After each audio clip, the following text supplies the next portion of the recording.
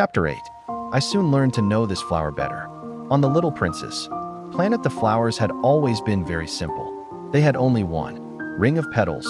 They took up no room at all. They were a trouble to nobody. One morning they would appear in the grass, and by night they would have faded peacefully away.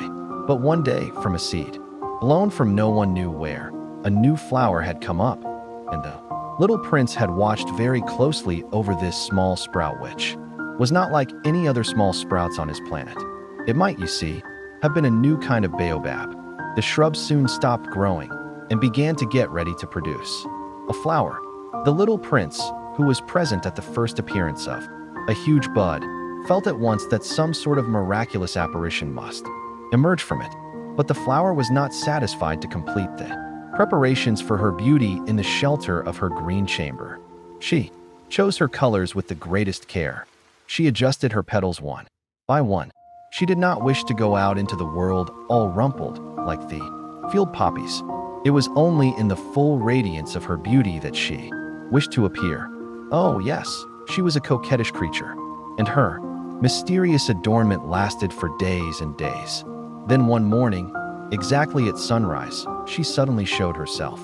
And after working with all this painstaking precision, she yawned and said, I am scarcely awake, that I beg that you will excuse me. My petals are still all disarranged. But the little prince could not restrain his admiration. Oh, how beautiful you are, am I not? The flower responded sweetly.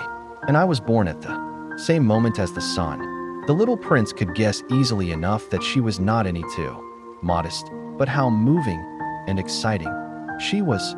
I think it is time for breakfast, she added an instant later. If you would have the kindness to think of my needs. And the little prince, completely abashed, went to look for a sprinkling can of fresh water. So he tended the flower. So, too, she began very quickly to torment him with her vanity, which was, if the truth be known, a little difficult to deal with. One day, for instance, when she was speaking of her 4 thorns, she said to the little prince, "Let the tigers come with their claws." "There are no tigers on my planet," the little prince objected. "And anyway, tigers do not eat weeds."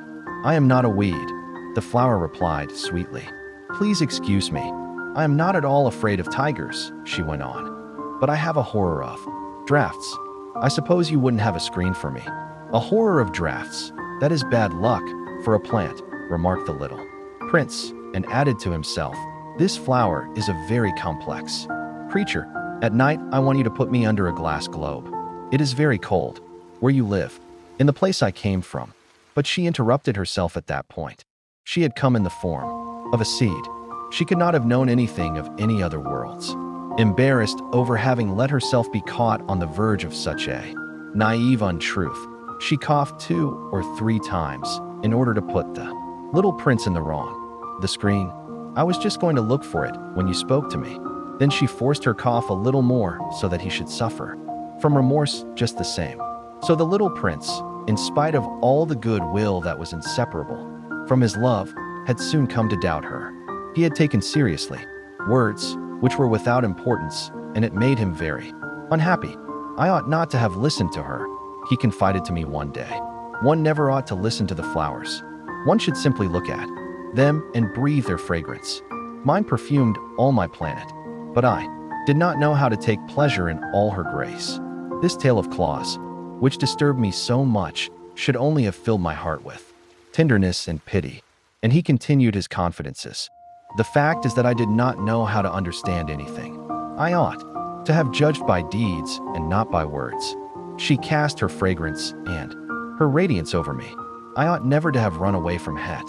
I ought to have guessed all the affection that lay behind her poor little stratagems. Flowers are so inconsistent, but I was too young to know how to love her.